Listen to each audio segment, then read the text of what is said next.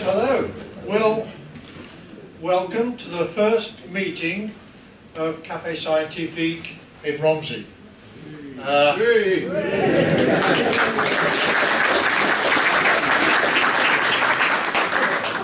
Who knew that there was so much interest in science in Romsey? I'm John Gould, so I'm the person who's probably been in touch with you mostly in the run-up to this meeting.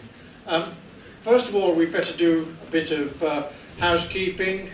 If the fire alarm should go off, then it exits by the double doors there and one at the back there, and go out quietly and as quickly as you can, please. But please, really, I hope you'll stay. If you have phones, perhaps you can turn them off. So how did this come about? Well, last April I was invited to go and give a talk to a Café Scientifique group in Launceston in Cornwall.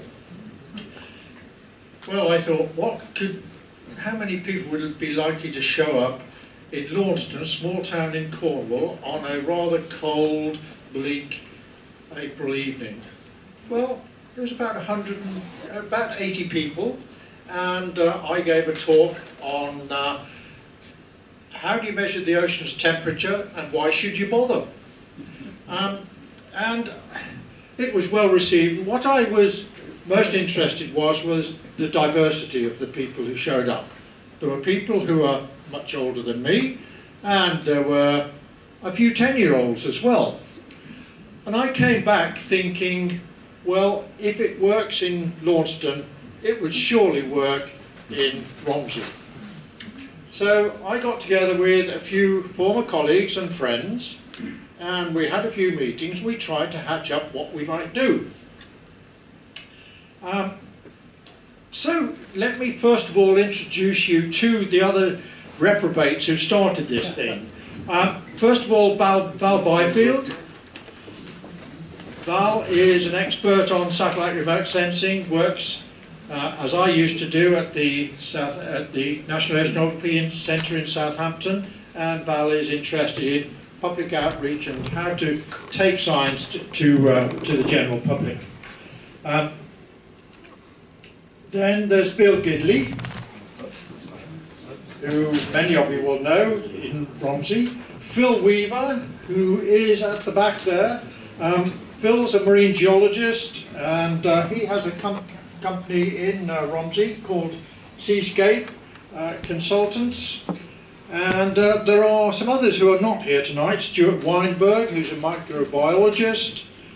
Mike Thorne, a retired communications engineer with a passion for gliding. And Lindsay Parson, another geologist from another Romsey-based company, Maritime Zone Solutions, dealing with issues such as who owns the seabed. Lindsay's working overseas at the moment.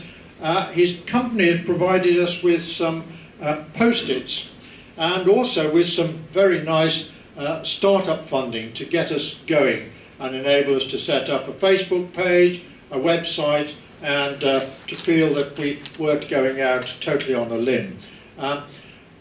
Lindsay's left some post-its which are scattered around here.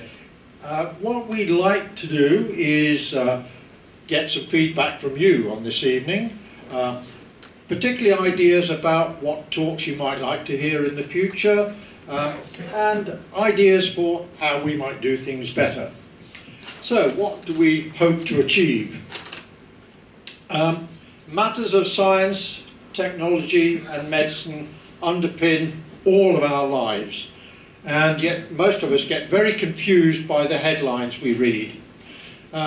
The idea of this group is to try and demystify science, technology and engineering and medicine, and to give you a chance to interact with scientists and medical practitioners who know a lot about their subject and ask them direct questions. We really do encourage questions, and the ones that start with "this may be a stupid question but I don't really understand" are the ones we'd really like to know about. because if you don't understand it, there probably are lots of other people in the audience who don't understand it either, and were perhaps too scared to ask. We'd like the atmosphere to be as informal as possible, and for you eventually to feel that you have some ownership of this group and have some say in how it runs in the future. That's, I think, enough from me. I'm going to hand over to Bill Gidley now, who will introduce our speaker tonight.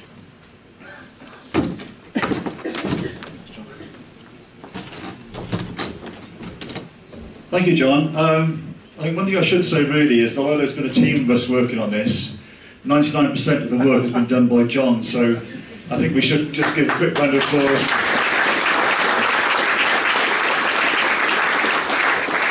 He's done everything really. He's organised the room, the website, you know, everything really. So we hope to do a bit in the future, but if you let us do something. I've got great pleasure to introduce to you Nick Hill, Mystery, sorry, I forgot your name for a moment. And Nick is an acoustic engineer and a researcher who works at the Geography Centre in Southampton, Geography Centre in Southampton. He gained his PhD last year, and his PhD was on bubble acoustics and sonar in bubbly environments. I think that's... By the way, I've got terrible eyesight, so if Nick recognises his biography, he's doing rather well. Am I doing okay so far, Nick? Yeah. Okay, right.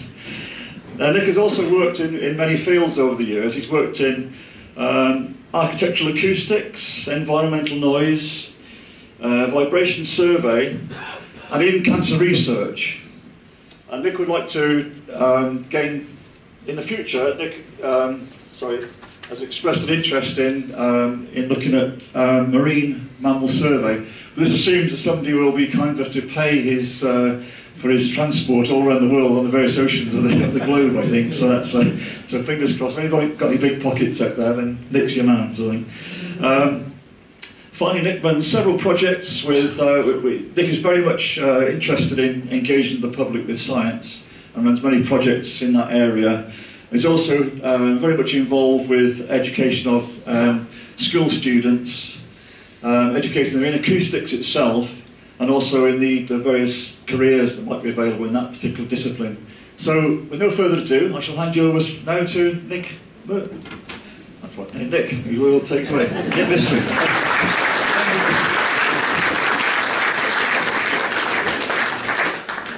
I'm going to see if this works. Does this work? Ooh, a bit of noise. Yeah. I'm the acoustical engineer. Is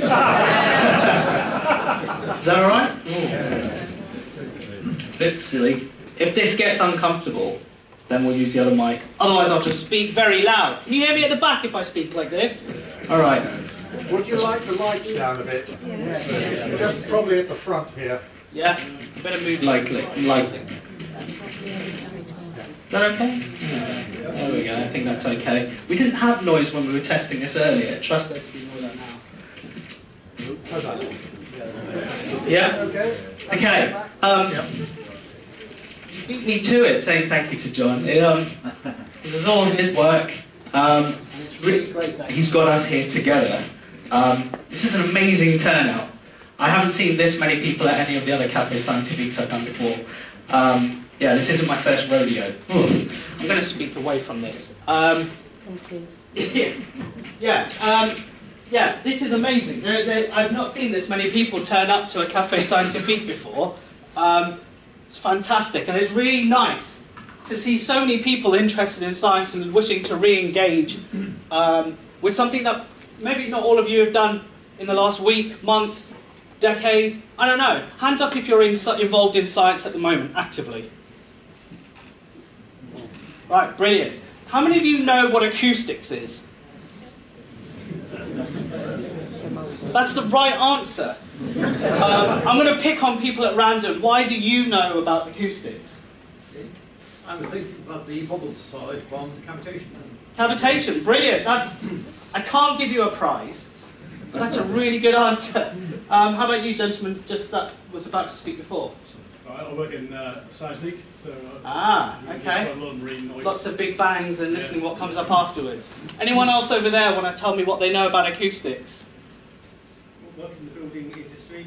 Yeah? Where it's Any others? Has anyone met me before?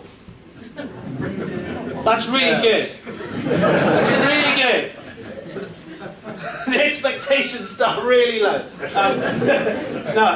These are all right answers, and the reason I want to keep asking people is because actually acoustics is everywhere around us, right? And so following on from what Bill was saying about me, I want to educate students and the rest of the public about the importance of acoustics, its presence in the built and natural environment around us, because sound is everywhere, but students aren't aware that you can have a job in this field. You can have a job studying sound and vibration and solving real-world problems around you. Now, I did a degree in Southampton at the university in the Institute of Sound and Vibration Research, and I got a degree in acoustical engineering, and I went straight into a degree and straight into a PhD and did a PhD in underwater acoustics. So I've worked in architectural acoustics. I'm quite familiar with building regulations, environmental noise and vibration survey. I did work at the Institute of Cancer Research in Surrey for some time, and now I'm at the Oceanography Centre down Dockside, working on looking at little animals in sediment using sonar. But my PhD was all on bubble acoustics. Has anyone heard of Professor Tim Layton? Yes. Yeah. Has anyone been to a talk by Professor Tim Layton? Yes. Was it about bubbles? Yes. You might recognise some of this talk. So Tim is the bubble expert. He's written a book called The Acoustic Bubble. This was back in the mid-90s, and we still use that book today as our textbook, our reference, our Bible for bubble acoustics. He never stops thinking of ideas.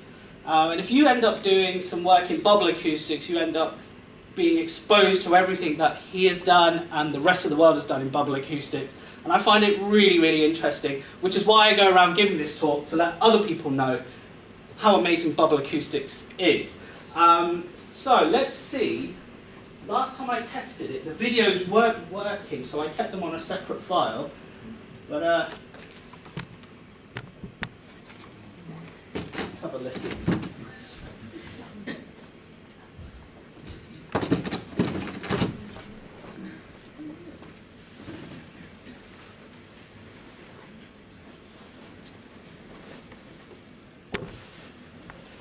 Let's try again.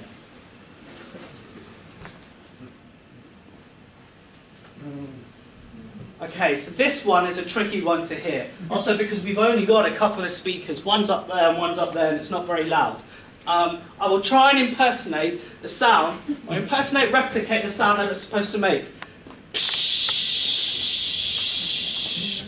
Right? Let's try another file. Right?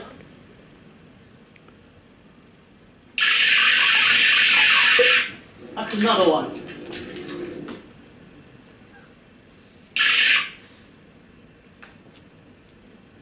What do you think that sound was? Both of those. The clue is in what we're here for tonight. Bubbles. That fizzing sound, that bubbling sound. The fizzing sound is noise. And as an acoustical engineer, the way I would define noise is lots of things making different sounds at different frequencies, different pitches, all at once at a similar level to each other. So we've got different sounds going off. It's a bit like if you were to press all the keys on the piano at once, you'd get a fuzzy noise coming out of it. Nothing melodic, no rhythm, nothing, it's just noise. The reason I'm saying that is because if you're listening to bubbles and they're making noise, that means bubbles are making different sounds. Does anyone have any idea why one bubble would make one sound different to another bubble? Size. Wow. Do I need to be here tonight? You already know. Right, you're correct. Bubbles are like bells. So a little one makes a high-pitched sound, and a big one makes a low-pitched sound. And as soon as you know that, you've cracked bubble acoustics. That's it. That's all we know. The fact that there is this relationship between the size and sound it makes, right, allows us to do some very powerful things. there's also a relationship between the size and the sound it can absorb or re-radiate. So that means if we put sound into a bubble, it can make that sound back out as well. And those two things, that sound is the same. So actually, you can absorb sound and scatter sound at the same time from a bubble. And the sound, the frequency that the bubble makes is defined as its resonance frequency. This is the frequency at which the bubble likes to pulsate. So it might be 30,000 times a second it pulsates in and out for a particular size of bubble. And this means if we know that, we can do some powerful stuff with it. Because there are 4 pillars to acoustics. The first one is, can we understand the mathematical and physical principles that underpin how sound and vibration travels? Sound is a vibration through the air. The second one is, if we can understand it mathematically and physically, can we understand how it affects humans? Is it good or bad? We think about hearing loss or issues with excessive vibration. And the third one is, can we control that sound or vibration? And the fourth one is, if we can control it, can we use it to our benefit?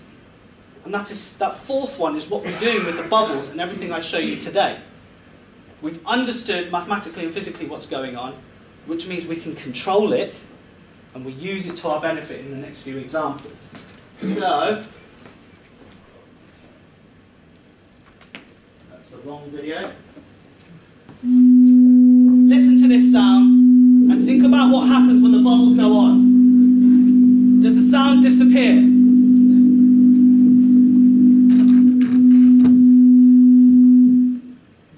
No.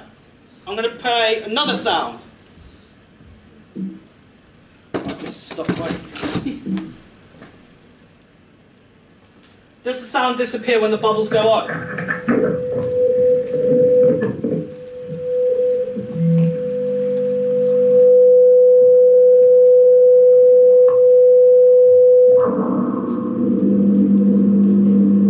That's it. Unfortunately, I need to retake these videos. There's some vibration from the air pump. But now you hear the sound come back when the bubbles are off. So the only thing that changed between those two were the sound. The bubbles were the same, the water tank was the same, the equipment was the same. So why do you think in the second instance with the higher pitched sound, the sound disappeared when the bubbles turned on? Almost. Yeah. So there was absorption and resonance. We were closer to the resonant frequency of those bubbles, right? The bubble size didn't change the bubble size didn't change. It stayed the same, which means they have a fixed frequency of sound that they like to scatter and absorb. And we got closer to that with the higher pitched sound, which meant it was more effective at absorbing that sound. So they can absorb these different sounds. Here's one where I sweep through different frequencies. It might not be as clear with these speakers. It's a bit quiet. We'll ignore that one. What I do is I go from low to really high. What happens is with those bubbles, we can't hear the higher pitched sounds later on, and that's because all the energy is being absorbed by the bubbles. So these bubbles can absorb sound. We saw earlier that the bubbles can make their own sound. Well, look what else they can do. Not make a black screen. I'm making a cup of coffee. I get some coffee powder and I pour some boiling water into the mug. I want you to listen out for what happens to the sound as I tap the mug for increasingly long periods.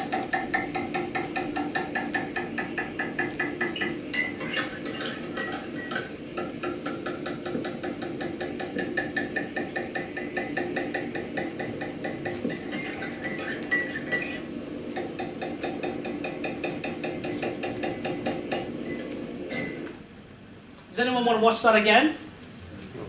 Or have we got an idea of what was happening? Pardon? Did the noise get higher? Yeah. So, right, so this is something I have an argument with my partner about. Noise Noise is unwanted sound. Or, in the case that we spoke about earlier, just that fuzz.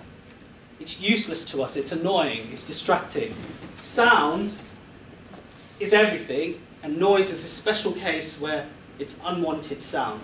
So this is another thing I'm trying to clear up at schools, is that actually when you talk about something making sound, call it sound. If it's noise, it's probably the stuff that comes out of popular radio these days. So the sound was getting higher in... No, with the tapping sound. Yeah, so Yeah. pitch. That Yeah. pitch was rising. Any idea? Anyone want to hazard a guess as to why the pitch was rising? Mug is getting hotter. Any other takers? Spoon getting hotter. Pardon? Spoon getting hotter. Spoon is getting hotter. Coffee's getting more homogeneous. More homogeneous. Bubbles get smaller. It's the closest we were getting closer.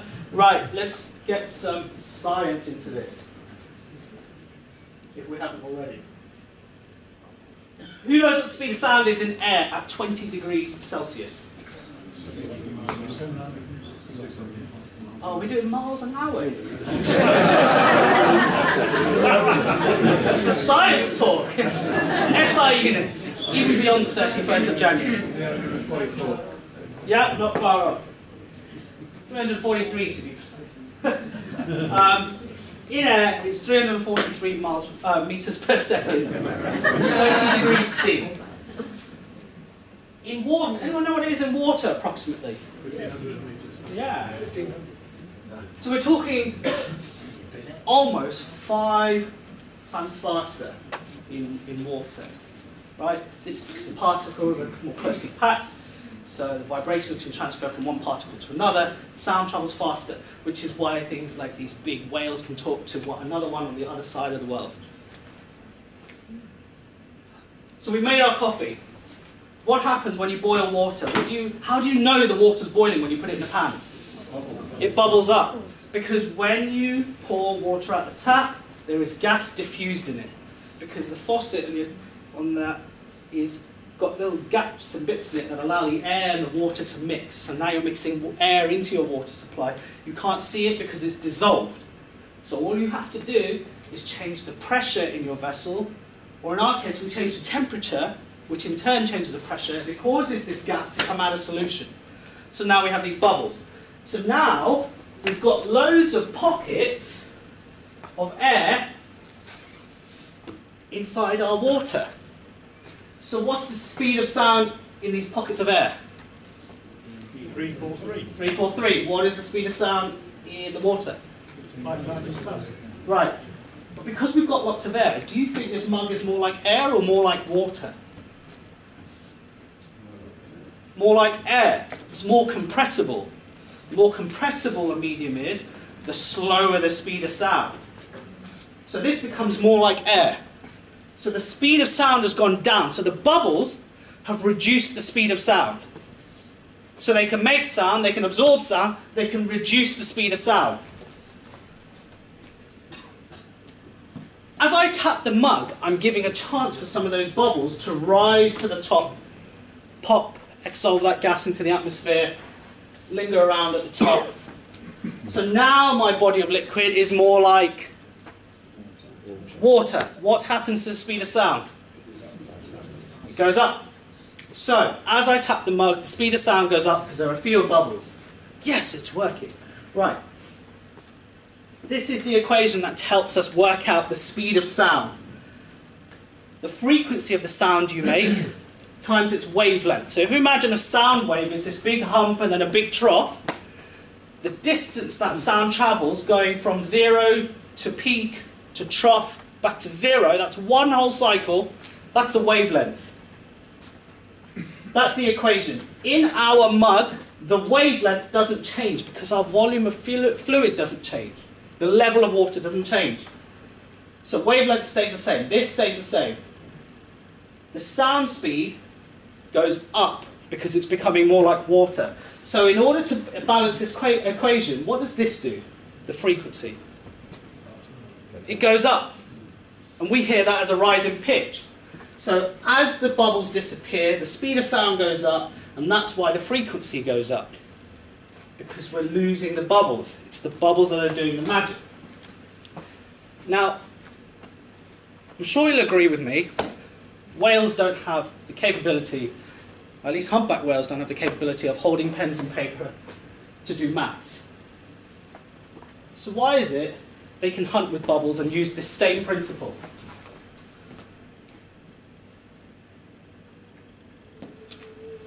The inlets echo to the sound of a mysterious song.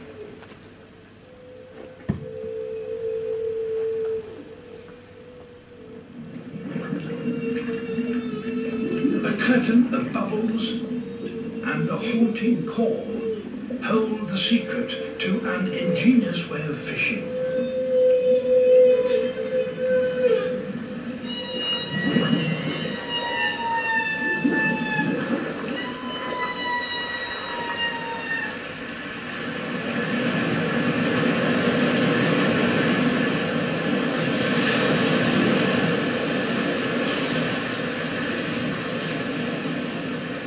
This is bubble net feeding.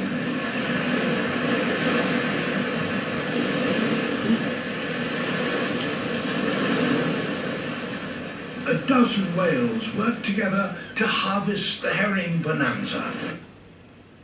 So, they were using the bubbles to hunt.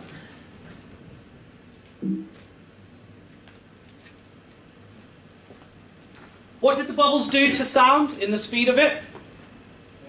Slow it down. So we've got all this clear water here and all this bubbly water here. What these whales are doing is, when there's a school of fish somewhere, there's about 5 or 6 of them, maybe a few more, spewing out columns of bubbles in a spiral formation around the fish in the middle here.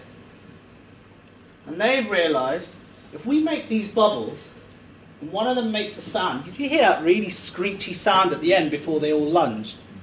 They only make this sound when they're hunting in this way, because it's that type of sound that allows itself to get trapped in the bubbles. So they've realized, if I make a sound into these bubbles, the sound gets trapped in the bubbles. This is some crude modelling. I've traced the line because I didn't want to look like ugly coding maths, but these are the paths some of the rays of sound follow in that spiral. So they've realised, I can make a wall of sound around the fish here. The fish try and swim out, and you know they don't have problems swimming through bubbles. But when they get to a layer here, they hear a loud sound. So then they swim the other way. They hear a loud sound. They are surrounded by this loud sound, and so they school together in the middle here as a protective measure. But in this case, it works against them, because now the humpback whales can lunge up from below and swallow them up. I was on BBC Solent on Monday. Did anyone hear that? Yeah. So that means you've heard this story before. I'm really sorry. I'll tell you some more fun stories later. So they worked this out. Now the really annoying thing is, every time they show this video on BBC documentaries, no one ever says it's because of the acoustics. Imagine if someone said that for once, people would start to appreciate acoustics. I really feel like acousticians are like the goalkeepers of industry. Because if we do our job properly, no one says, well done to the acoustician. But if we mess something up, someone says, someone should have been hired to do this kind of stuff. Well, they were hired. Please give us 50 pence a week, at least, and they can help us feel better about it. So that really cool stuff. And then my supervisor, Professor Tim Layton, and my other one, Professor Paul White, they sat down and they thought, well, surely it's not the bubbles that are startling the fish. What is it? They modelled it, they showed that the sound bends round, and some other people started to think about, how can we use this? Well, it inspired civil engineering underwater. Because if you're making loads of loud sounds and you don't want to harm marine life outside, why don't you try and make a bubble net around that to trap the sound inside? Because, remember, the bubbles absorb sound. The bubbles also trap sound by slowing down the speed of sound. So all the sound kind of gets contained in here. Some might get out, but the hope is that whatever gets out is low in amplitude enough that it doesn't disturb the animals around it. So this is an amazing way that we've gone from maths and physics to sound and vibration, looked at how it might harm something, looked at how we can control it, and looked at how we can use it to our benefit. But it doesn't just end there. Here is a video of a wave crashing. Simulated videos. Can you see how these plunging breaking waves curl up and then crash into the surface? And what's in between that curled up bit? That empty space? It's air. It's air from the atmosphere. There's a really important gas in that air. What is it?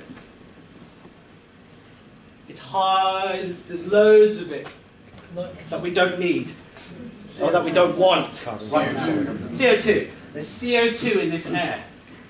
Where does that air go when this wave crashes? Exactly, into the ocean. Because you see white caps when waves crash. That's bubbles. That's a fragmentation of that big cylinder of air this wave has caught, thrown it into the ocean, and it's broken up into bubbles. And just the bubbles you see on top are just a few. The rest are down below. And you see them as like columns coming down, these long plumes. That's all the air from the atmosphere. And we realise that's full of CO2. That's the ocean absorbing CO2. How much is there? Well, we know this relationship between the sound a bubble makes and the size of bubble.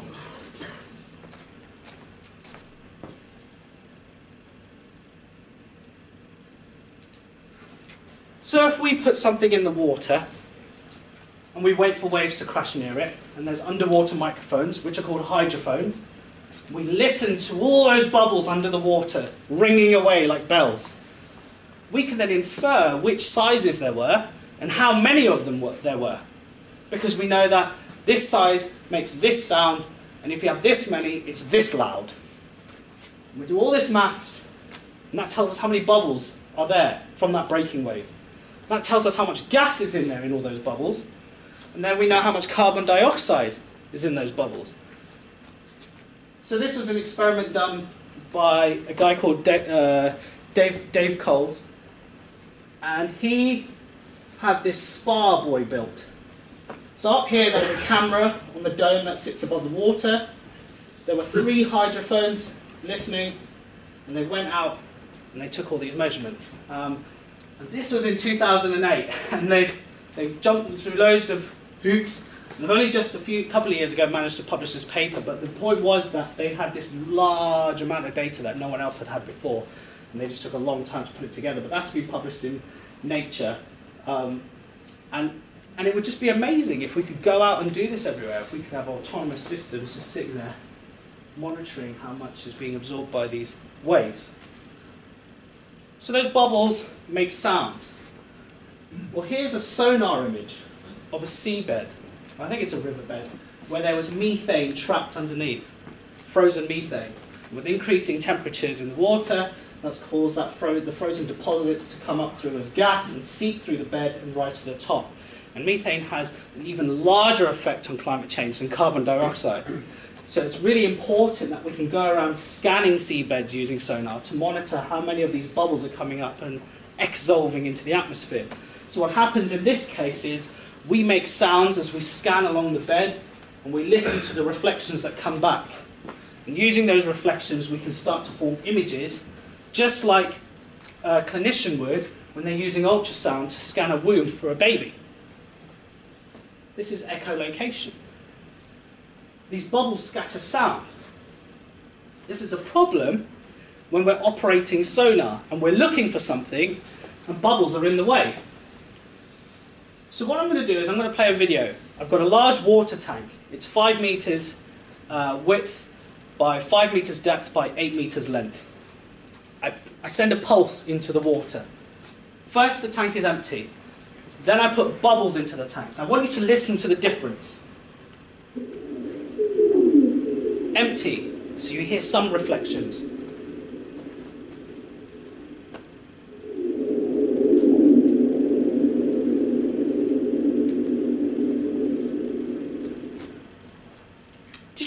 difference between when there were bubbles and there weren't bubbles. Right? Can someone describe what it was like when the bubbles were in the tank? Echoey. Could you tell there were some distinct objects in there? Could you tell how many objects were reflecting sound? Could you tell if it was a big or large object? No, it was really unclear. It was confounding the sonar. That's what bubbles do in real-life sonar. They scatter the sound. It's a bit like looking through fog. Doesn't matter how bright you shine your light, you're just going to get a reflection even brighter back at you. Right? So bubbles to sound are a bit like fog to light. You can't see through them because they absorb the sound and they're scattering sound back at you.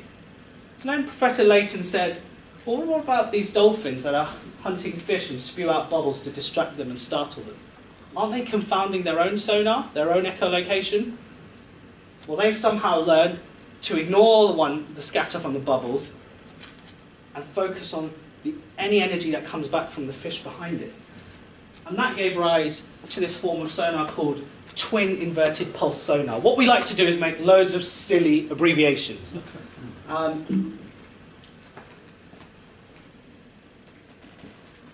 So I'll describe these plots.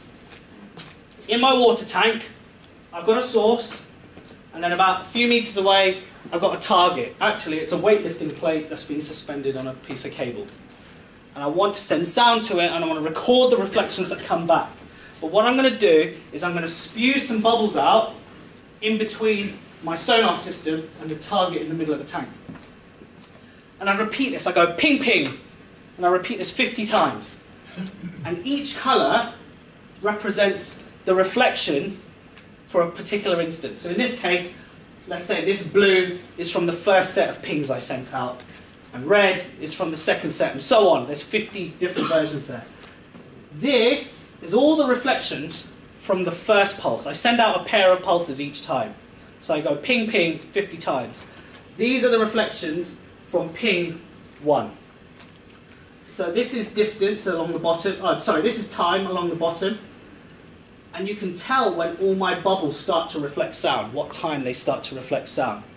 The reason it's time is because I'm measuring how far away it is, how long it takes to get to the bubbles and come back.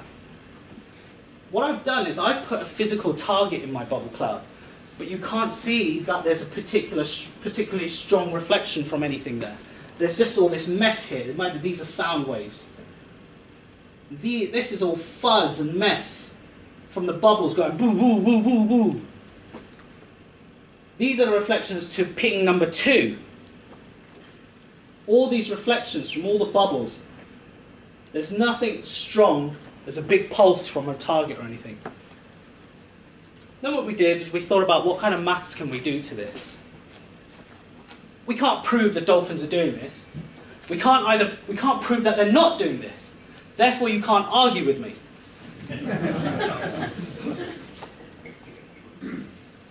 But if we do this maths that we've developed, we can quieten down all the noise from the bubbles.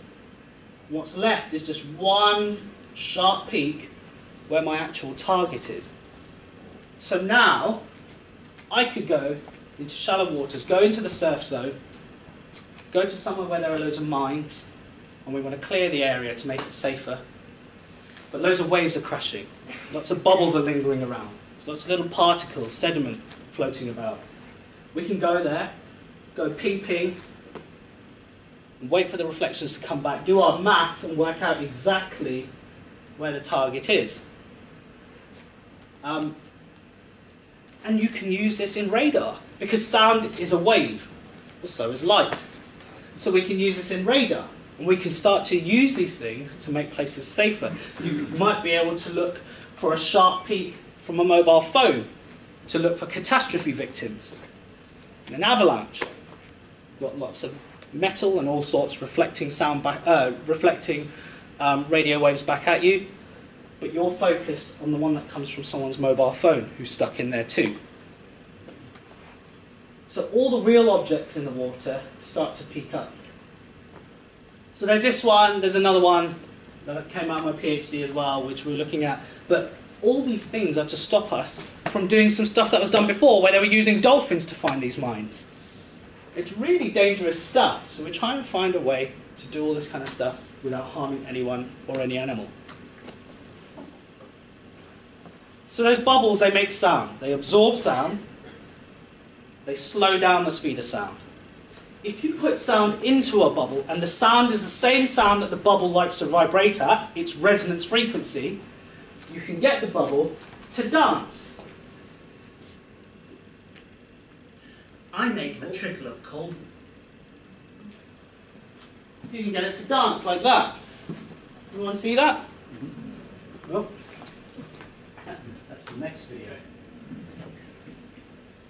So you get this bubble to vibrate because you put sound into it and it's vibrating. And it's vibrating almost violently.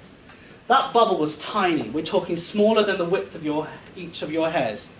Tiny, tiny, tiny. So imagine if you had loads of those bubbles in a stream of water on your hand that's covered in dirt. What do you think the bubbles will do? Lift it off. Clean the dirt. Yeah. So we can use these bubbles to clean.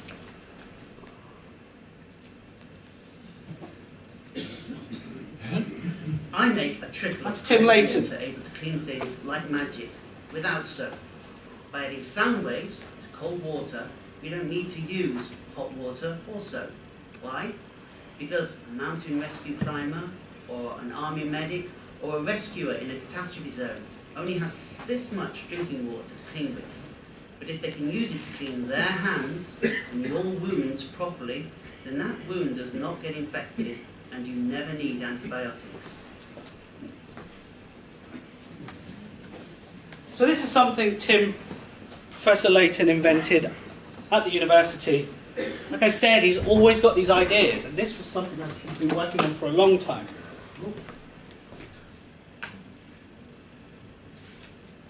The idea is you have this stream you saw, and in the nozzle, bubbles are being produced. So now the bubbles follow the stream.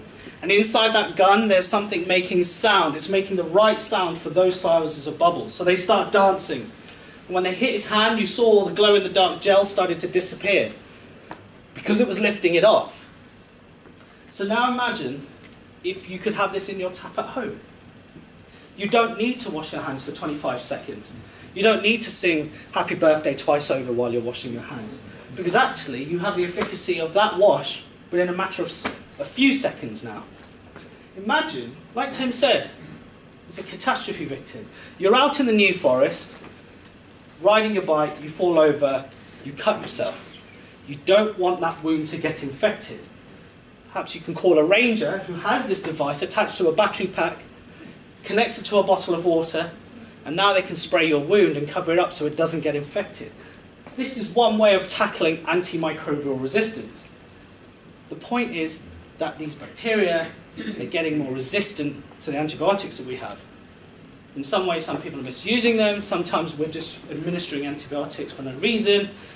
Like in American livestock, 75% of antibiotics are just used on livestock. 75% of all antibiotics used in the US are on livestock. They just pump it into them just in case. But that's how bacteria become resistant.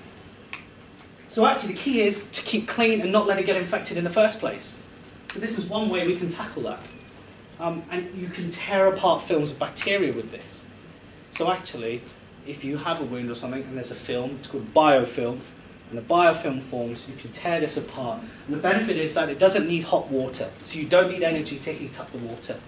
It's rinsing it as it cleans, so it's not sitting in dirty water. Like you might know about the ultrasonic jewelry baths. Well, they just sit in the water once they've cleaned it. Well, this rinses. It's a calm stream of water, so it's not using so much water. It's portable. And it doesn't need soaps. There's no extra chemicals going in there. So this could be the future of cleaning. Now those bubbles are violently vibrating or pulsating. What if you had this in human tissue? What do you think it would do to the tissue?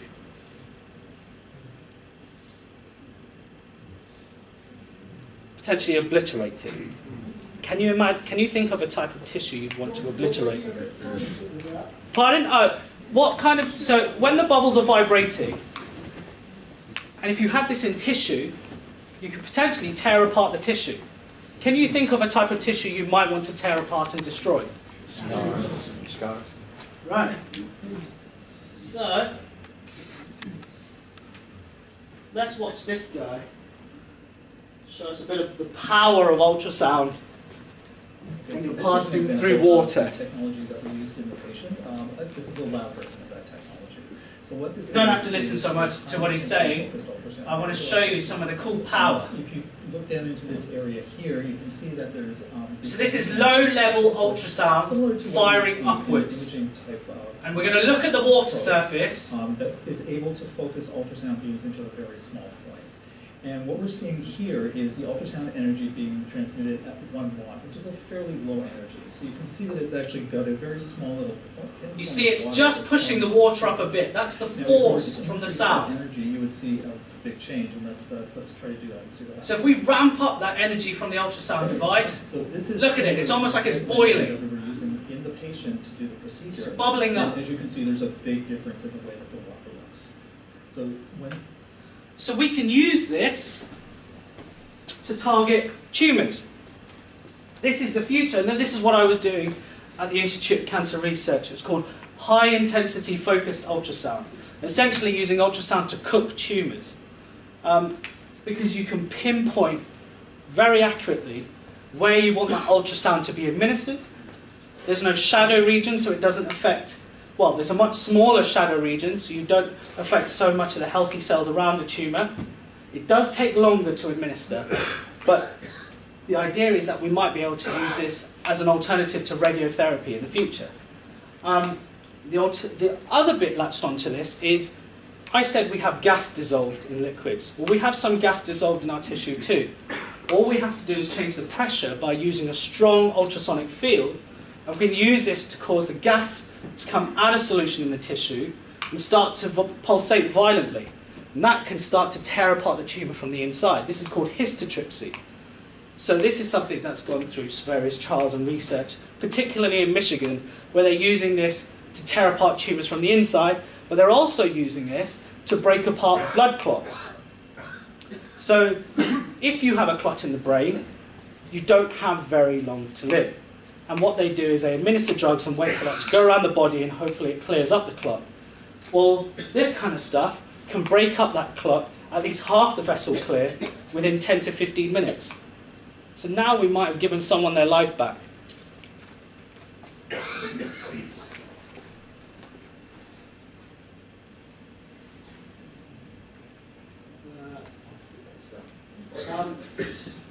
That's all I had to say about all the cool stuff to do with bubbles.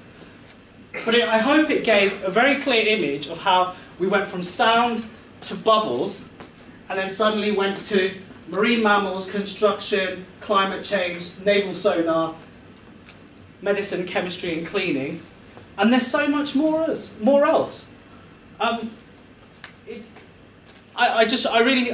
love acoustics. I came to Southampton in 2009, did the degree, and there were so many things that I got involved with because it was all so interesting. And it's a blessing and a curse at the same time. It's a blessing because I see everything, but it's a curse because I can't decide what I want to do for a living.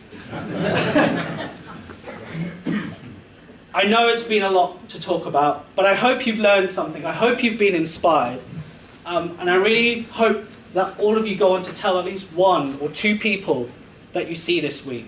And keep spreading that message around. And if you want me to come and explain more things at a later point, let me know. I'm more than welcome to come out. But that's me for now. I'll leave you with one video. Tim uses this, and it's his tip for dating. Watch this milk drop hit the pan. It goes down, in. We'll wait for this one. Down, in. Comes back out again. So if you really want to impress your date,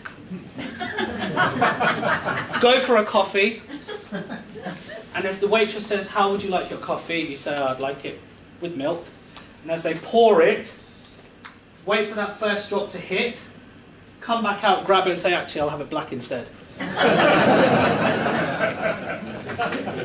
Thank you very much for your time, and I think we'll have questions later on, won't we? Yes, thank you, Nick. That was